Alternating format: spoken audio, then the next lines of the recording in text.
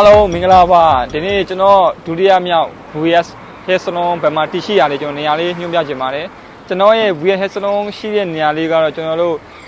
ဗဟိုလမ်းမပေါ်အမှတ်33လမ်းမကြီးပေါ်မှာပေါ့နော်အာရှတုံဝင်မျက်စောင်းထိုးရှိမယ်ကျွန်တော်တို့ split ကဘက်ကလာလို့ရှိရင်ကျွန်တော်ညာဘက်ချက်မှာလည်းရှိမယ်ပေါ့နော်နောက်တစ်ခုကကျွန်တော်တို့က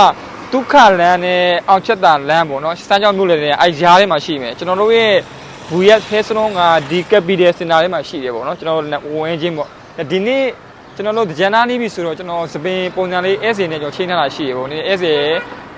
3ယောက်4ယောက်ရှိရပေါ့ကျွန်တော်ချိန်ထားတာရှိရဘယ်လိုဒီဇိုင်းမို့လေးဖန်တီးမလဲဆိုတော့တစ်ချက်တော့ကျွန်တော်လည်းလက်ကြည့်ကြအောင်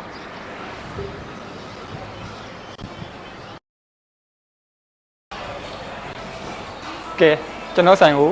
ရောက်ပါပြီကဲအားကြမင်္ဂလာပါညီမလေးဘာရောင်လေးညီမစိုးကျင်တယ်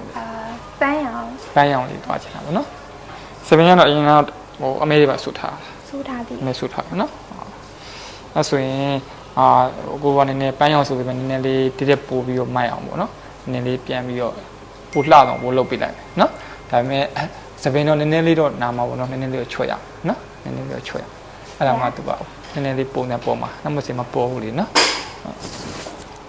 ခေါင်းအကျန်းလျှော်လိုက်နော်ညီမလေးနည်းနည်းဈေးနှုန်းလေးနည်းနည်းကြည့်အောင်လားဈေးနှုန်းနည်းနည်းကြည့်ဈေးနှုန်းအဆင်ပြေရပေါ့ရပါတယ်နော်ရတော့ပေါ့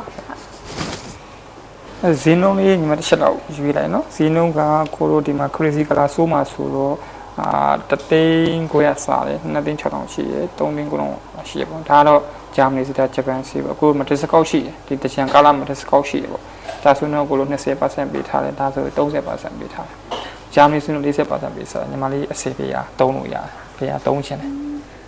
ပေးရသုံးချင်တယ်ဂျပန်နဲ့သုံးပါโอเคရတယ်အစီမြောင်းလုပ်ပြီနော်ကောင်းနေချင်ရှုံး